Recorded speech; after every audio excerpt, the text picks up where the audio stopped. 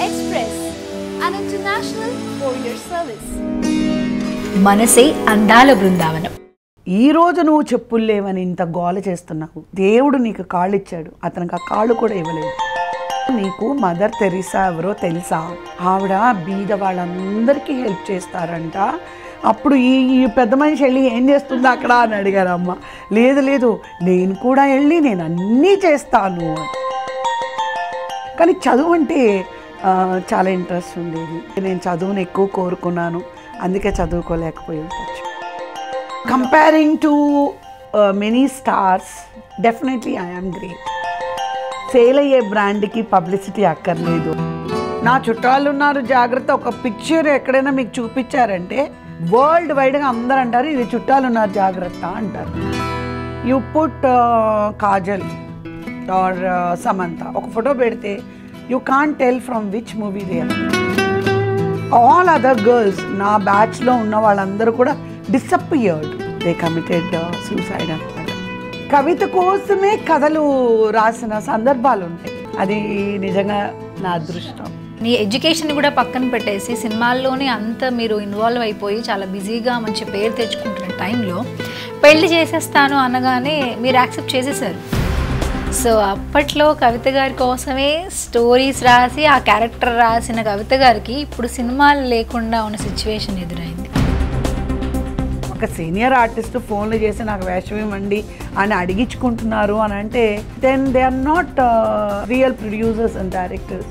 ఎందుకు పనికిరాను అని వాళ్ళు ఆలోచించుకోవాలి తప్ప జయసూద్ గారు చేయడం లేదా, నదియా చేయడం లేదా? లోకల్ ఆర్టిస్ట్ కాకుండా బయట ఆర్టిస్టులు తీసుకురావడానికి కర్ణాటకలో, కేరళలో, తమిళనాడులో ఒప్పుకోరు. ఎప్పుడు అది మన వాళ్ళు మానుకుంటారు. వేరే ఊళ్ళ నుంచి అంత ఫ్లైట్ టికెట్లు, రూమ్లు అన్నీ ఇచ్చుకొని వాళ్ళకి హయ్యర్ రిమ్యునరేషన్స్ ఇచ్చుకొని తెచ్చుకొని పెట్టుకుంటున్నారు. సీనియర్ ఆర్టిస్టా ఎవరు?